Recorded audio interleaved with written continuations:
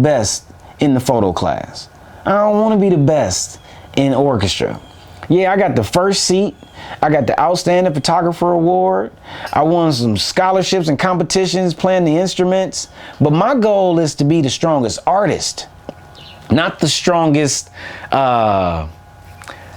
photographer. You know, not the strongest musician. I want to be looked at as the strongest communicator of inner experiences. Gotcha. Literally. Holistically, yeah. So it's kind of like, wow. I've never let myself be limited to learning about art with whatever discipline it was I was doing at that time. It was like, what's the through line? Because that's what I want to learn. That's what I want to understand. So I need to be able to listen to somebody speak to a musician and hear them speaking to Donald. Speaking to a dancer and speaking to Donald. Speaking to a chef and speaking to Donald. Because that's how I hear it. So when I hear a rapper needs to make sure his city knows him, I hear him talking to me. And I don't rap. But they talking to me. Gotcha. I got you. So is that. I mean, I use all of the disciplines, always have. So now we back in Cleveland, and I know I jumped a little bit because your life is just so dynamic on every diaspora of it, you know, but so you back here now. Yep. We're back in 2008. Where and what do you decide needs to be done here in Cleveland in terms of Donald the artist? I mean, you know, because now I know things speaking to you. Right. Where you at? I mean, well, what's hitting you? When I moved back to Cleveland, the thing that I need, I moved back to Cleveland to figure out how to build a relationship with my dad. Because I told myself that the root to my anger, violence, and frustration and all that other stuff was buried in that relationship. So I needed to come and get what I would call grounded.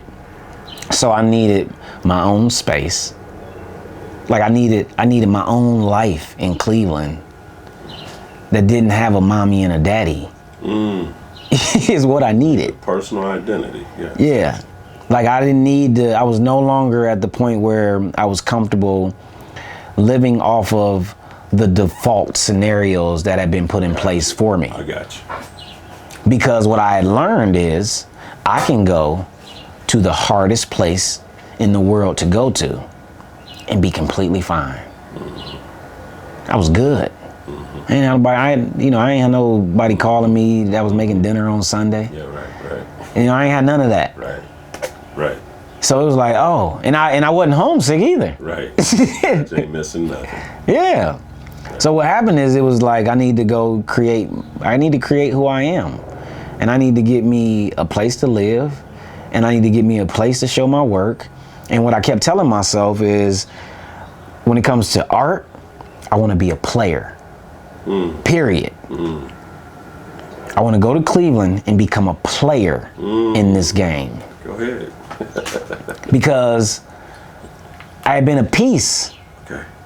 Right. I felt like I'd been being misused. Yeah. It's like y'all ain't even using me the way I'm equipped on the inside. Like, what? This stuff ain't hard. This stuff is fun. These are just puzzles. Wow. These challenges are puzzles. Wow. So it was that.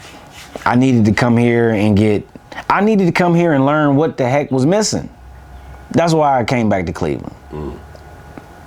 And ultimately, what did you think the biggest thing? I know I see you say establish something with your father. I hear you say things about independent of your mother and father.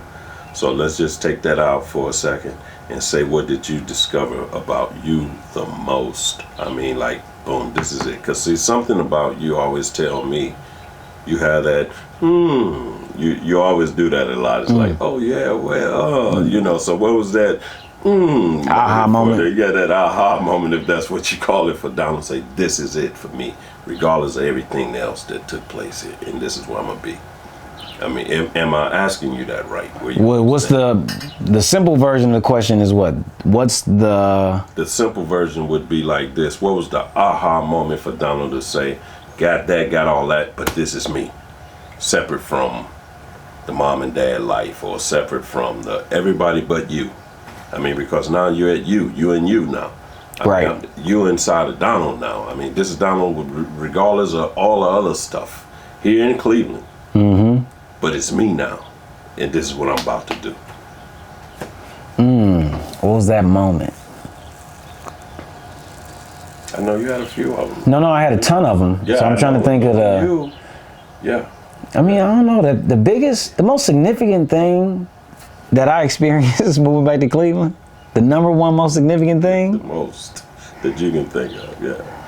Was my ability to document a nervous breakdown. Wow. What do you mean? What I mean by to document a nervous breakdown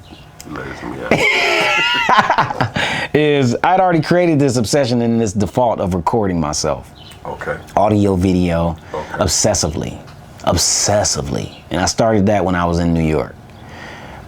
So it had me on a autopilot of routines, of talking to the camera, talking to the audio, recording my phone conversations, listening to them, taking notes. I was learning who I was based on the conversations that I have, is what I had been doing.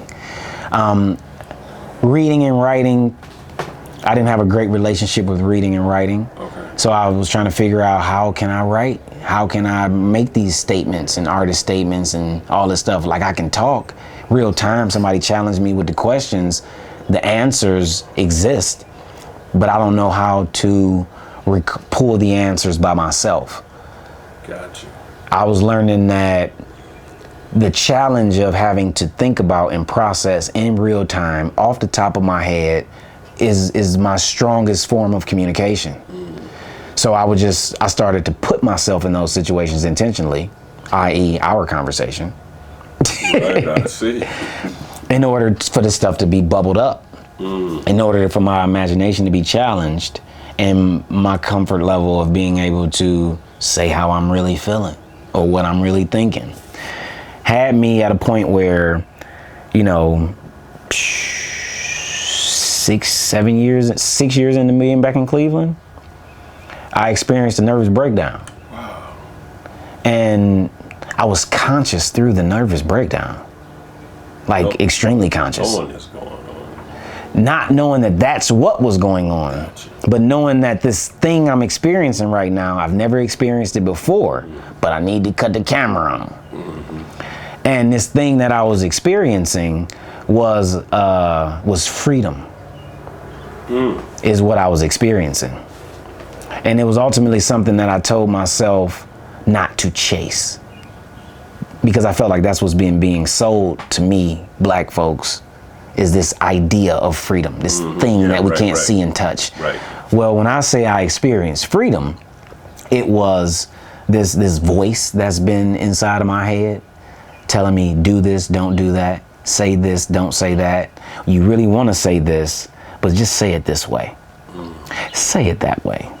This tactful, bigger person, the only one knowing, turn the other cheek, be polite, be respectful, be thoughtful. Yeah. See, I was so in a routine and default of those things that this nervous breakdown that I experienced revealed to me that you don't have to practice it anymore. It's a part of you. And since it's a part of you, you can be yourself. You're not going to be your father. You're not going to be your mother. Gotcha. You're not going to be your cousin. Gotcha. You're not going to be these characters on TV, because at a point where you have relinquished all control over self, your behavior is mimicking your habits, Donald. Hands down, the most significant thing. I mean, wow. Everybody who talked to me about these hospital situations and the psych ward and all that, I got a triumph story. Why? Because I experienced the hospital, I experienced the needles, I tried the AWOL multiple times, and I told myself, any females, can't none of them come see me. Only men can come up here and talk to me. And they're like, you need to be asleep. We gave you all this medication for you to go to sleep. I said sickle cell anemia, Miss Evers Boys, all these movies I was looking at when I was little. I'm too paranoid. I ain't gonna be able to go to sleep until you take this thing out my arm. And I don't want nothing that you offering me. Anything you offer me is poison. Anything you're offering me is actually what's messing me up. So I don't want your ice. I don't want your sugar. I don't want your sweets. I want asparagus. I want spinach. I want bananas. I'll take some of that some of that grilled fish. That's all I want. If you offer me anything, I'm gonna say no. So if I'm asking for water and you gonna give me ice,